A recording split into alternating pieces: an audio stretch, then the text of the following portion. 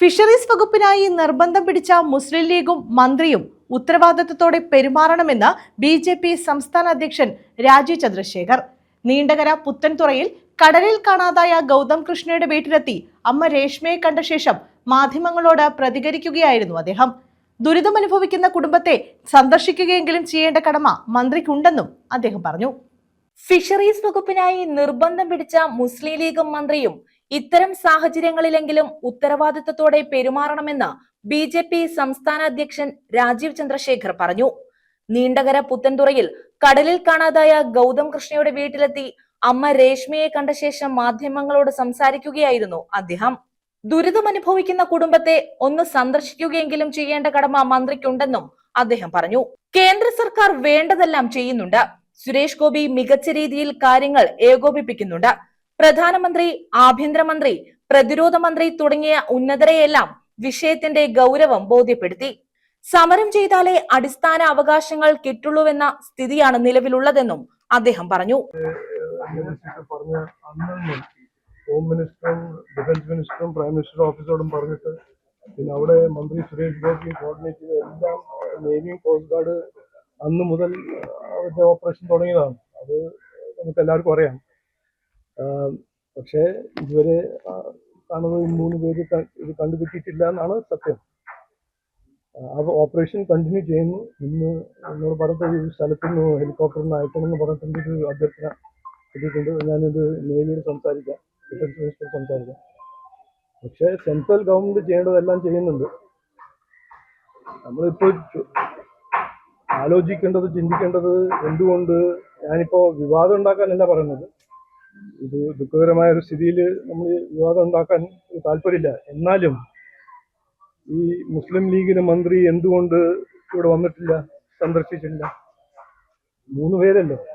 ഇന്ന് തിരുവനന്തപുരത്തും ഒരു ആളെ കാണാത്ത സമയത്ത് എന്തുകൊണ്ട് ആ മന്ത്രി വരുന്നില്ല? ഇത് ചോദിക്കേണ്ട ചോദ്യമാണ്.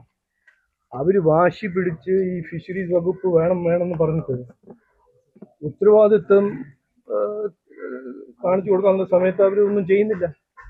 അപ്പോൾ ഇത് നമ്മൾ ചോദിക്കേണ്ടതാണ്. പക്ഷെ നമ്മളുടെ ഭാഗത്തുനിന്ന് BJPയും സെൻട്രൽ ഗവൺമെന്റിന്റെ ഭാഗത്തുനിന്ന് ഞങ്ങൾ ചെയ്യേണ്ടതെല്ലാം ഞങ്ങൾ ചെയ്യും.